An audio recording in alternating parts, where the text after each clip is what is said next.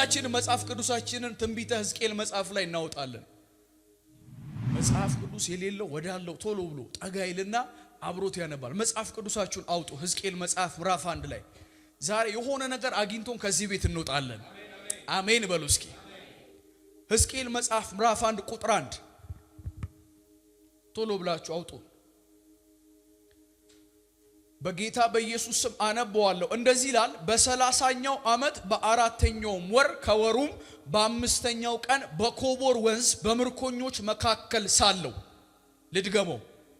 በ30ኛው ዓመት በ4ኛው ወር ከወሩም በ5ኛው ቀን በኮቦር ወንዝ በምርኮኞች መካከል ሳለው ሰማያት ተከፈቱ። አንድ ሰው ጮክ ብሎ ሰማያት ተከፈቱ ይበል። አንደበታችሁን ክፈቱና ሰማያት ተከፈቱ በሉ። ሰማያት ተከፈቱ፣ የእግዚአብሔርንም ራእይ አየሁ አለ። ኢየሱስ ጌታ ነው። ቶሎ ብለን መጽሐፍ ቅዱሳችንን የሉቃስ ወንጌል ምዕራፍ 3 ላይ እንሄዳለን።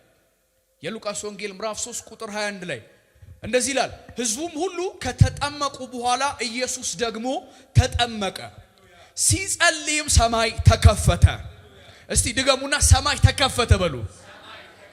ድገሙ፣ ሰማይ ተከፈተ በሉ። ሲጸልይም ሰማይ ተከፈተ፣ መንፈስ ቅዱስም በአካል እንደ እርግብ በርሱ ላይ ወረደ።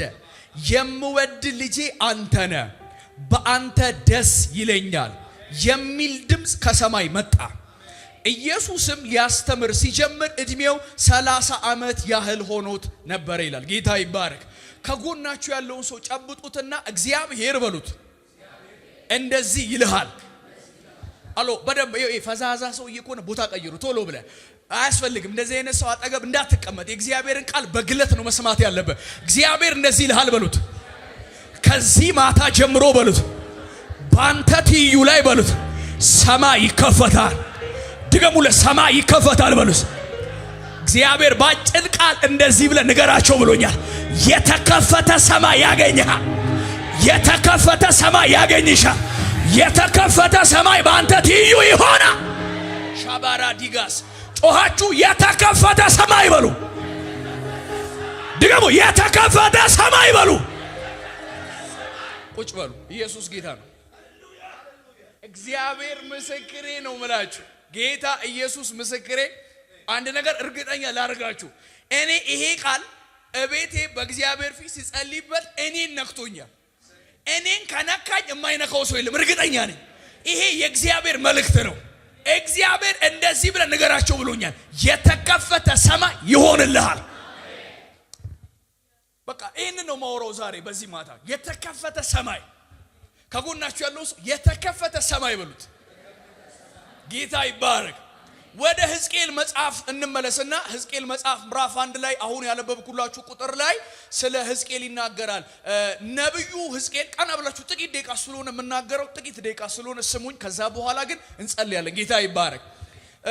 በጣም በሚገርማችሁ ሁኔታ ይሄ ሕዝቅኤል የሚባል ሰው በምርኮ ዘመን ካገለገሉ ታላላቅ ከሚባሉ ነቢያት መካከል ከፊት ያለ ሰው ነውና ትዝ ይላችሁ ከሆነ እግዚአብሔር አምላክ የሱ የሆነው ሕዝብ እግዚአብሔርን ማምለክ እግዚአብሔርን ወርሺፕ ማድረግ ሲያቆም በምርኮ እግዚአብሔር አምላክ ያመልከው የነበረው ሕዝብ ፊቱን ወደ ሌሎች አማልክቶች ሲያዞር እግዚአብሔር አምላክ ባዕድ አምልኮ ማምለክ ሲጀምሩ አንድ ቁጣ በእነሱ ላይ እንደገነነ እግዚአብሔር አምላክ በዛ ሲዝን የነበረው በጣም ትልቅ የነበረው ኪንግደም ያ ባቢሎን የሚባል ኪንግደም ታውቃላችሁ። መሪው ደግሞ ንጉስ ናቡከደነጾር ይባላልና ይሄ ንጉስ መጥቶ እስራኤላውያንን በሙሉ በምርኮ ይዟቸው እንደሚሄድ በተለያየ ዙር ደግሞ ያ በህይወታቸው ፕራውድ ያደረጉበት የነበረው ሰለሞን የሰራው ቤተ መቅደስ ሳይቀር እንዴት እንዳፈረሰው የምርኮ ሲዝን መጽሐፋችሁን ካጠናችሁ ታገኙታላችሁና ይሄ ነብይ ጥሩ ጊዜ ላይ ያገለገለ ነብይ አይደለም። አያችሁ፣ ነብይነት ሲሞቅ አይደለም። የማይመች ሲዝንም ላይ እግዚአብሔር መልእክት አለው። አሜን። የማይመች ሁኔታው በጣም አስቀያሚ ሁኔታ ውስጥም ቢሆን እግዚአብሔር ከተናገረ ይሰማል። እግዚአብሔር ካወራ ይሰማል። እና ይሄ ነብይ በጣም በሚገርማችሁ ሁኔታ ያገለገለበትን ሲዝን ነገርኳችሁና በምርኮ ተወስደው ኦልሞስት እዛው ባቢሎን ነው ያሉት። ከዛ ደግሞ ምዕራፍ 1 ላይ ሲጀምር የነበረበትን ሲዝን ይናገራል። በእንተነኛው ዓመት በእንተነኛው ወር ይልና እኔ ሕዝቅኤል አለ ኢየሱስ ጌታ ነው በኮቦር ወንዝ አካባቢ ነበርኩ አለ። የት ነበርክ ስትሉት ቆንጆ ቦታ ላይ ነበርኩ አይልም፣ የሚመች ቦታ ላይ ነበርኩ አይልም፣ ከምርኮኞች ጋር ነበርኩኝ አለ። ሰው የተከፈተ ሰማይ ውስጥ ለመግባት ቆንጆ ሁኔታ ይፈልጋል፣ ቆንጆ ቦታ ይፈልጋል፣ ቆንጆ ነገር ይፈልጋል። ሕዝቅኤል ግን የማይመች ሁኔታ ውስጥ ሆኖ እስቲ አንድ ሰው አሜን ይበለ።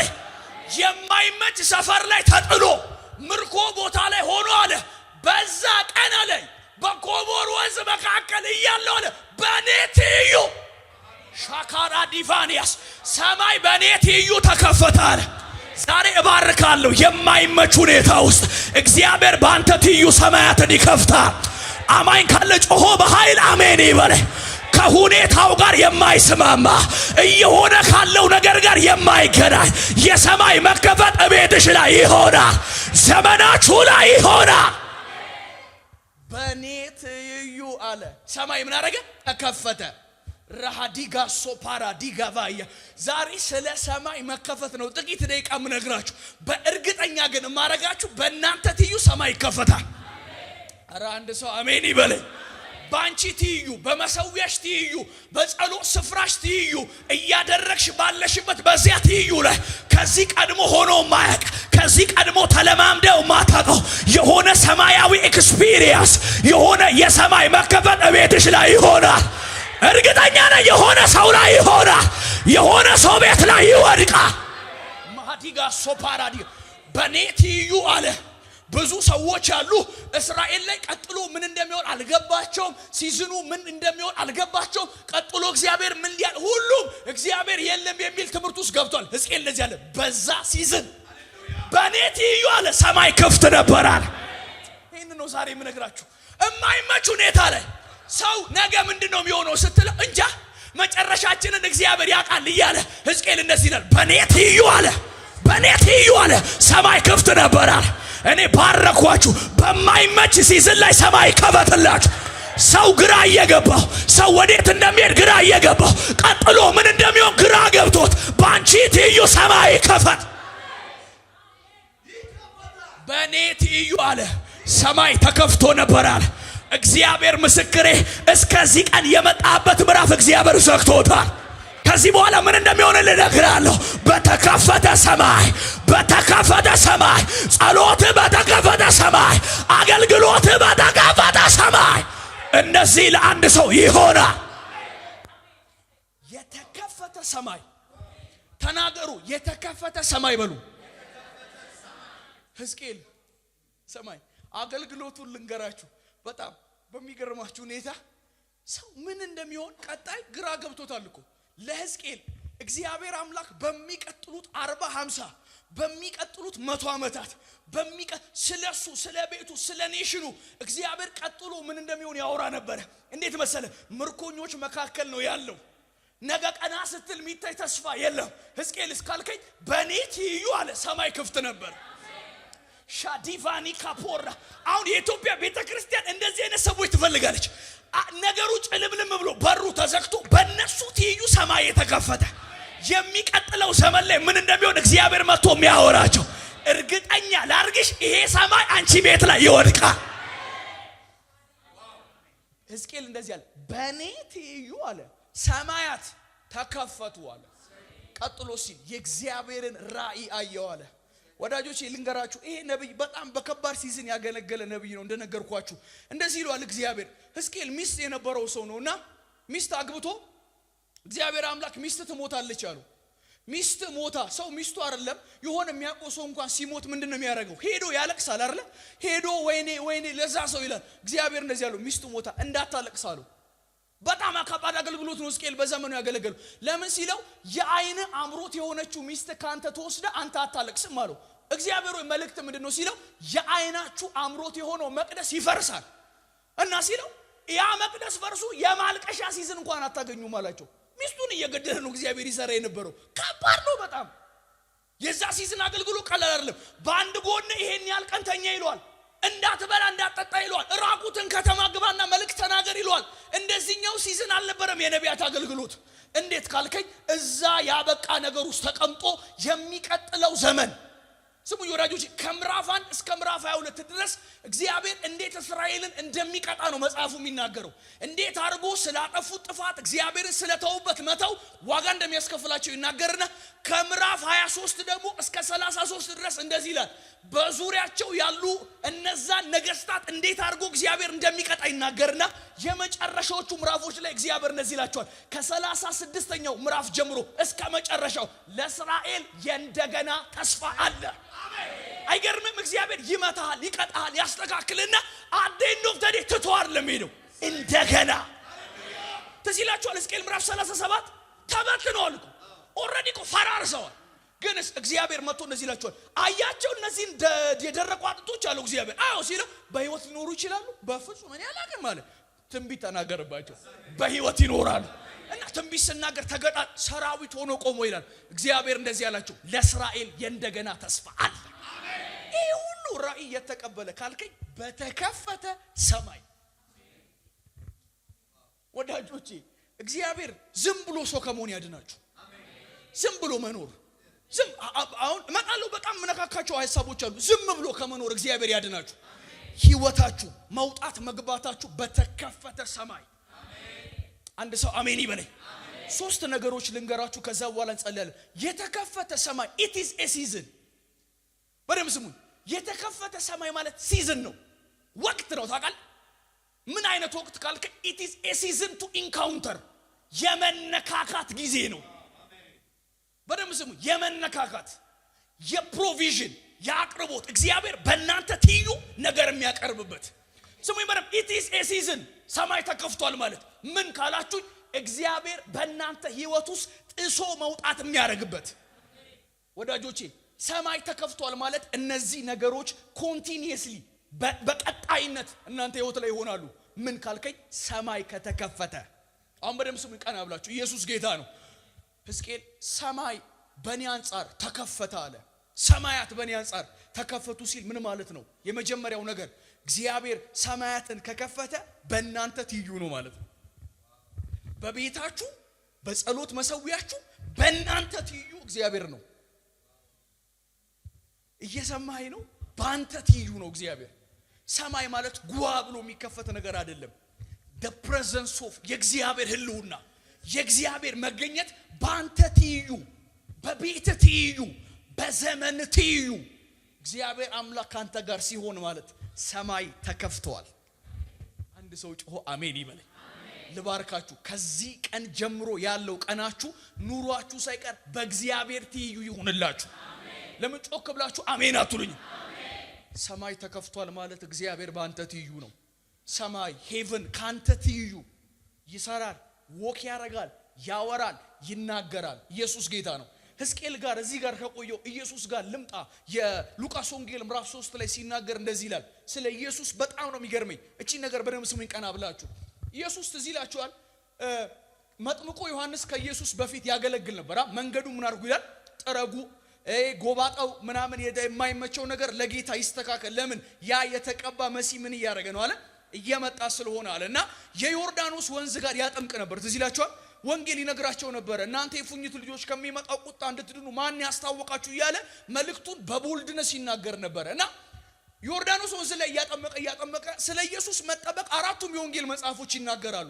ግን በጣም በሚገርማችሁ ሁኔታ እኔ በጣም የባረከኝን የሉቃስን ወንጌልን ነው ያነሳሁት። ሰው ሁሉ ከተጠመቀ በኋላ አይደል የሚለው ቃሉ? ሁሉም ተጠምቆ ሲጨርስ ኢየሱስ ሊጠመቅ መጣ። አስበው እንግዲህ የህይወት ጌታ ዮሐንስ ያየው እየነገራቸው ነበር። ዮሐንስ ታውቃለህ ኤኒ ታይም ና ሌላ መልእክት የለውም። መልእክቱ ኢየሱስ ነው። ሰማችሁ? የትኛውም ሲዝን ላይ ዮሐንስ እያወራ ከመጣ የምታገኙ ስለ ኢየሱስ እያወራ ነው። ልባርካችሁ። በዘመናችሁ ኢየሱስ ብቻ የእናንተ ወሬ ይሆንላችሁ። አሁን እያጠመቀ እያለ ኢየሱስን ሲያየው የነገርኳችሁ አለ። እንደውም በጣም በሚገርማችሁ ሁኔታ አንድ ቦታ ላይ እንደዚህ ብሎ ነው የሚለው። ገና ሲያየው ከሩቅ ጮኸ ይላል። ምንድነው ሲባል የዓለምን ኃጢአት የሚያስወግድ ምን ማለት መሰለ? ዓለም ላይ የተሰራውን ኃጢአት በሙሉ መደምሰስ የሚችል ካፓሲቲ ላዩ ላይ አለ። ያኛው በግ መጣ አለ። ኢየሱስ ጌታ ነው። እና ልክ ሊጠመቅ ሲል ሲገባ ዮሐንስ አየውና እንደዚህ አለ። ሊያጠምቀው በፍጹም እኔ አንተን አለው ዮሐንስ አይደል? ኢየሱስ እንደዚህ አለው፣ ሁሉን ሕግንም ጽድቅንም እፈጽም ዘንድ ምን ያደርገኛል? ይገባኛል። እጠመቃለሁ አሉ። ገብቶ ተጠመቀ ይላል። አሁን ስማኝ፣ አሁን ያነበብኩልህ የሉቃስ ወንጌል ምዕራፍ 3 ኢየሱስ ገና ተጠምቆ ከውሃ ሲወጣ ነው። በደም ስሙኝ፣ ሲወጣ ሲጸልይም የሚል ወርድ አለ። ሲጸልይም ጋር በኋላ መለሳለሁ። አሁን እኔ ጋር ነው። ሲጸልይ ሰማይ ምን አደረገ ይላል? ተከፈተ። አሁን በደም ስሙኝ፣ ኢየሱስን የሚያክል ጌታ ጸለየ። ሲጸልይ ደግሞ ሰማይ ምን አደረገ ይላል? ተከፈተ። ማን ይወላችሁ? ሰማይ ከተከፈተ በኋላ እዚህ መጽሐፍ ላይ በሚገርማችሁ ሁኔታ የእግዚአብሔር አብን፣ የእግዚአብሔር ወልድን፣ የእግዚአብሔር መንፈስ ቅዱስን ዩኒቲ ነው የምታገኙት። እግዚአብሔር ወልድ ታዞ መጥቷል። ሕግን ሁሉ ምን እያደረገ ነው? እየፈጸመ ነው። ሰማይ ደግሞ ሲከፈት መንፈስ ቅዱስ ይላል ኢየሱስ ላይ ከላይ ምን አደረገበት? ያ ወረደበት። ይኸውላችሁ አሁን ለምሳሌ እኔ ላይ የሆነ ዝናብ ቢወርድብኝ ዝናቡን ምን ያደርገኛል? ይነካኛል። ሁለተኛ በደንብ ስሙ፣ የተከፈተ ሰማይ ማለት ኢንካውንተር መነካት ነው። ኢየሱስ ጌታ ነው። ሰማይ ተከፈተ። መንፈስ ቅዱስ በኢየሱስ ላይ ልክ እንደ እርግብ አምሳል ሆኖ ምን አደረገበት ይላል? ወረደበት ይላል። ወዳጆቼ በደንብ ስሙኝ፣ ሰማይ ከተከፈተ እግዚአብሔር ይነካል። በደንብ ስሙኝ፣ ሰማይ ይሄ ነው ዛሬ መልእክቴ። ሰማይ ከተከፈተ እግዚአብሔር እንደገና ይነካል። ወዳጆቼ አገልግሎትም ህይወትም ክርስትናም የሚጀመረው በመነካት ነው። በደንብ ስሙኝ፣ በመነካት ነው የሚጀመረው። ተነክቶ ያልጀመረ መሃል ላይ አቋርጦ ይወጣል። ተነክቶ የጀመረ ሰው እኔ ዛሬ እኮ መልእክቴ ይሄ ነው። በዚህ ማታ እንደገና ይነካና በእውነቴ ነው የምነግራችሁ። በእግዚአብሔር ቤት የምትቆዩበትን አቅም የምታገኙት፣ በእግዚአብሔር ቤት የምሰነብትበትን፣ ጸሎት ክብር ኃይል የምትልበትን አቅም የምታገኘው እግዚአብሔር እንደገና በተከፈተ ሰማይ ሲነካ ነው። ዛሬ መልእክት ይዤ መጥቻለሁ። እግዚአብሔር እንደገና ይነካሻል። እግዚአብሔር እንደገና ይነካሃል። አንድ ሰው ለምን ጮሆ አሜን አይለኝ? እንደገና ይነካናል።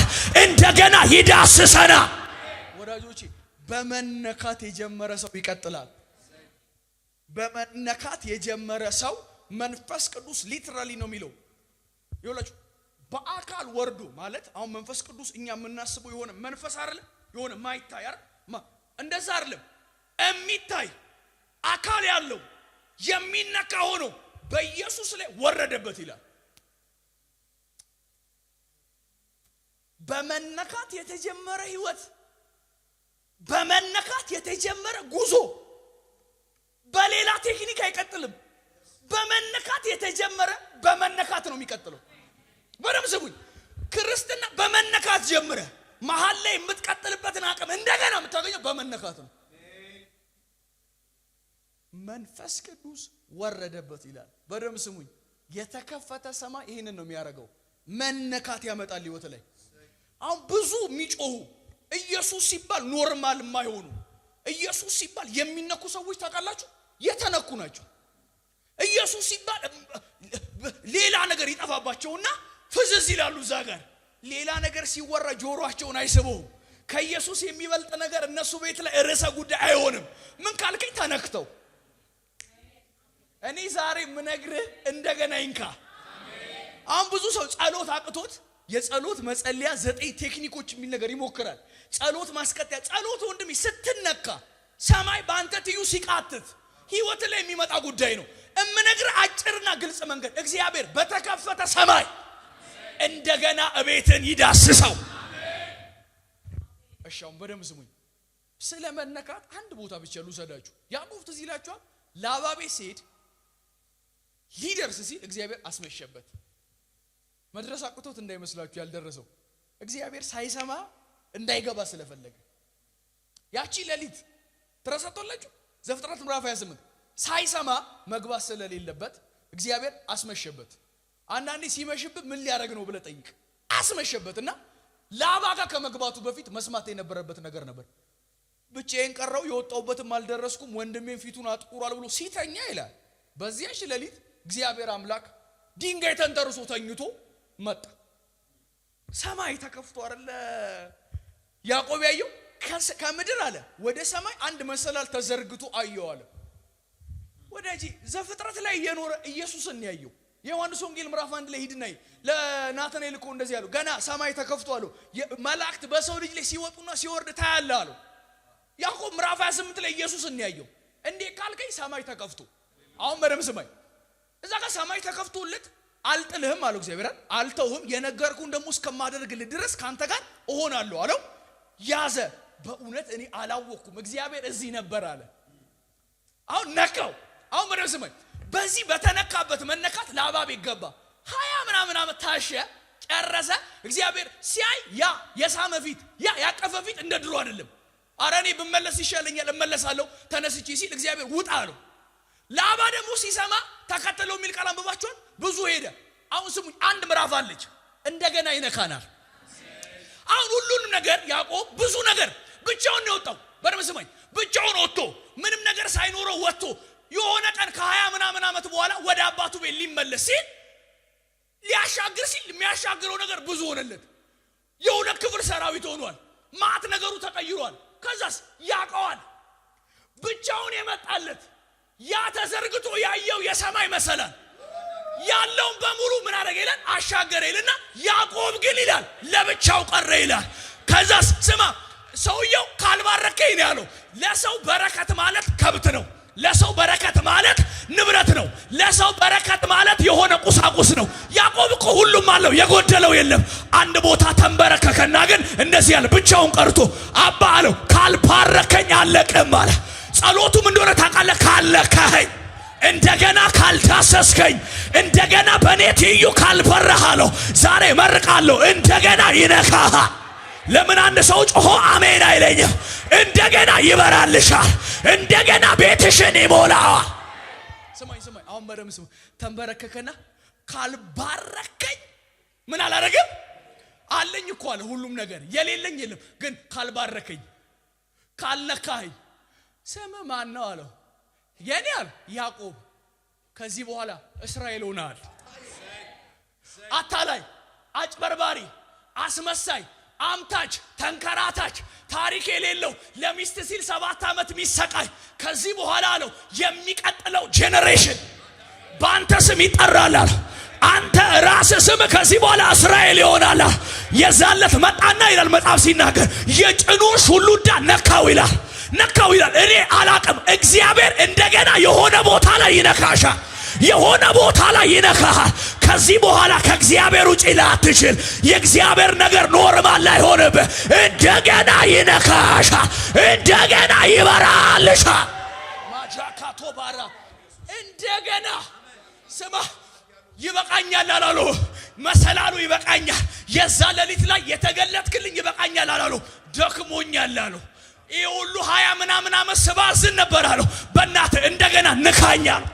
ሌሊቱ ሙሉ ሲታገለው አደረ ይላል። እንደማይተው ሲገባው ሰማይስ ነካው። ስማ ጠዋት አሻግሮ ሲመጣ እያነከሰ መጣ። ምን ሆነ ነው ሲሉት ለፍጥረታዊ ዓለም ተበላሽቷል። አይሆንም ሲያዩት እያነከሰ ነው። ኖ ተበላሽታል እኮ ወልቃል ሲሉት ሰውነቴ ድና ቀረ። አዲፋኔ አንዴ ነካኝ አለ። ልነግርህ እኮ ነው የተከፈተ ሰማይ እንደገና እግዚአብሔር እንዲነካ ያደርጋል። ይኸውልህ ጸሎት የከበዳችሁ በእግዚአብሔር ፊት መቆየት አቅም ያጣችሁ እንደገና ሰማይ ይከፈታል። ለምን አንድ ሰው ጮሆ አሜን አይለኝም? በአንቺ ቤት ላይ ሰማይ ይከፈታል። በልጆች ላይ ሰማይ ይከፈታል።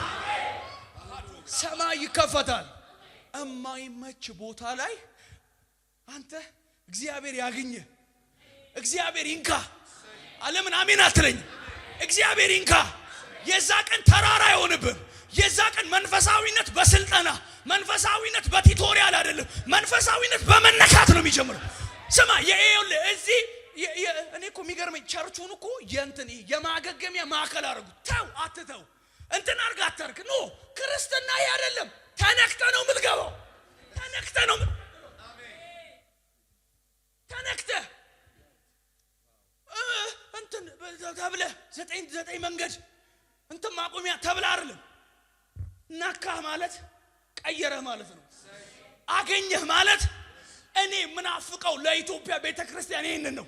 የተነኩ ደግሞ ትውልድ እንዲነካ ምክንያትም ይሆን በእውነት የተነኩ ወንጌል የገባቸው አምላክ ደጋግሞ እነሱ መሰዊያ ላይ የሚመጣ እግዚአብሔር ሲፈልጋቸው ቦታቸው ላይ የሚያገኛቸው እንደዛ ነው የሚሆንባችሁ።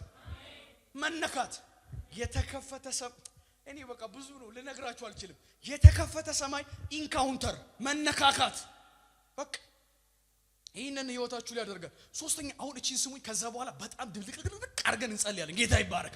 ቀና ብላችሁ ስሙኝ። የተከፈተ ሰማይ ሰማይ ለድል አገልግሎት የተከፈተ ሰማይ በድል ለተሞላ ሚኒስትሪ። በደም ስሙኝ። ሶስተኛ ምነግራችሁ ይሄን ነው። ኢየሱስ ሲጸልይ ሰማይ ተከፈተ፣ መንፈስ ቅዱስ በሱ ላይ ወረደ፣ ነካው ይላል። አይገርምም? መንፈስ ቅዱስ ለኢየሱስ አስፈልጎታል። ተዚህ ይላችኋል።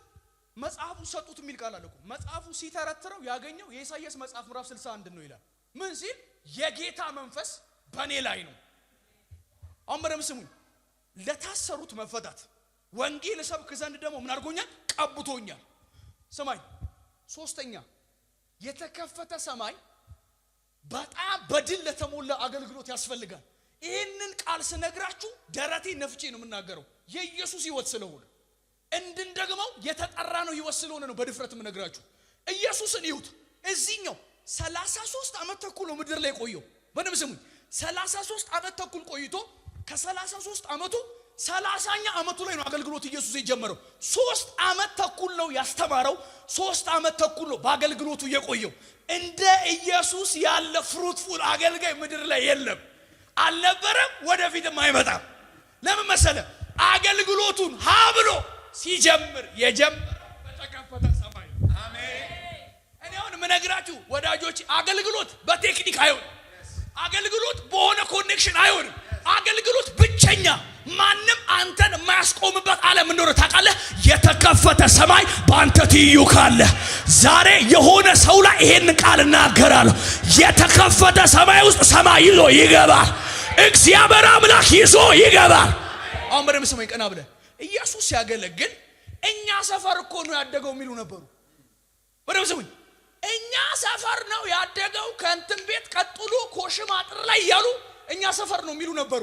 የልባቸው ጥንካሬ ከፍተኛ የነበረ ስሙኝ። ደግሞ ሰዱቃውያን ነበሩ፣ ፈሪሳውያን ነበሩ፣ ሕግን እናውቃለን የሚሉ ነበሩ። እንደዚህ ይላሉ፣ ይሄ የአጋንንት አለቃ በአጋንንት አለቃ በኤልዘቡኤል ያለበት አጋንንት ነው ድራይቭ የሚያደርገው ይላሉ። ይህንን ሁሉ እያሉት ኢየሱስ አልቆመም። አሁን በደም ስማኝ። በጣም ብዙ ከባባድ ሚራክሎች በኢየሱስ አገልግሎት ተካሂደዋል። ኢየሱስ ሊያስተምር ጣዋት ከጀመረ ከተማ ይሰበሰባል። ፕሮሞሽን ተሰርቶ አይደለም፣ ማስታወቂያ መጥቶ አይደለም፣ ምንም ነገር ከተማ ይሰበሰባል። ቀኑ ሙሉ ፀሐይ ላይ ቆሞ ትውልድ ይሰማዋል። ለምን መሰለ? በቴክኒክ አይደለም የጀመረው። አገልግሎቱ በተከፈተ ሰማይ ነበረ። ስማ፣ አልዓዛር ሞቶ 3ና 4ኛው ቀን ላይ ሲመጣ ኢየሱስ የማይደነግጠው ለምን ይመስላል? የሚያገለግለው በተከፈተ ሰማይ ነው። 12 ዓመት ደም ቢፈሳትን ሴት ለመፈወስ ኢየሱስ የማይቸገረው ያንን ረጅም ዓመት በመቃብር ጋር ቆሞ መንገድ የዘጋውን ሰውዬ አጋንንቱን ሊመታ ሲል ሌጊዮኑን ሊያዋርር ሲል የማይፈራው ለምን መሰለ? የተከፈተ ሰማይ በሱ ትይዩ ነበረ። ሲጠመቅ ሰማይ ምን እንዳለ ታውቃለህ? ሰማይ ተከፈተ፣ መንፈስ ቅዱስ ወረደበት ይልና ከላይ አብ አንድ ድምፅ መሰከረ፣ በርሱ ደስ የሚለኝ የምወደው ልጄ። ስማ፣ ሰው ወድሃለሁ ካለ የመጨረሻ ኃይሉን ይሰጣል ማለት ነው። አብ ከላይ ሆኖ ወልድን ሲመለከተው የመጨረሻ ኃይሉን ሰጠው። እወደዋለሁ አለ። ምን ማለት መሰለ? አብሬው ነኝ አለ። ኢየሱስን የትኛው ምዕራፍ ውስጥ ግባና ተመልከተው። ተሸንፎ አላቆመም። የከተማይቱ የተሰራበት ጋር ገፍትረው ሊጥሉ ሲሉ ይላል በመካከላቸው አልፎ ሄደ ይላል። ለምን መሰለ ያላቆሙት? ሊያቆሙት ስላልፈለጉ አይደለም። በሱ ትይዩ የማይዘጋ ሰማይ ነበረ። ዛሬ ባርካለሁ። አገልግሎት ተራራ አይሆንብህም። አገልግሎት በጣም በድካም የተሞላ አይሆንብሽም። በተከፈተ ሰማይ በተከፈተ ሰማይ እግዚአብሔር በዚህ ሲዝን ይሄንን ድምፅ ተናገር ብሎኛል። ለምድሪቱ የተከፈተ ሰማይ መጥቷል። ይሄ ሲዝን ለወንጌል አማኞች በሙሉ በተለያየ አጋጣሚ ይሄንን ለምትሰሙኝ ከዚህ በኋላ ሲዝኑ የእግዚአብሔር ድምጽ ምድሪቱ ላይ የሚርቀበት አይደለም። የእግዚአብሔር ህልውና ምድሪቱ ላይ የሚርቀበት አይደለም። አገልጋዮቻችን በተከፈተ ሰማይ እግዚአብሔር ፕሬዘንሱን በሚለቅበት የታሰሩ ከጨለማ እስራት በሚያመልጡበት ምድሪቱ ላይ ወንጌል የበላይ በሚሆንበት በዚህ አደራረግ እግዚአብሔር ምድሪቱ ላይ ይራመዳል። አንድ አማኝ ካለ ጮሆ በኃይል አሜን ይበል። ባንተ ትይዩ ሰማይ ይከፈታል። በቤት ትይዩ ሰማይ ይከፈታል። በጸሎት መሰዊያ ትይዩ ላይ ሰማይ ይከፈታል። የተከፈተ ሰማይ በድል ለተሞላ አገልግሎት ማንም አያስቆምም። ጌታ ኢየሱስን ነው ብላችሁ ማንም ሰው አያስቆማችሁ። ማንም ምድር ላይ ያለ ኃይል ሊያስቆም አይችልም። አገልግሎት በተከፈተ ሰማይ ከጀመረ ሰማኝ የመጨረሻ ይሄን ልንገራችሁና ከዛ በኋላ እንጸልይ።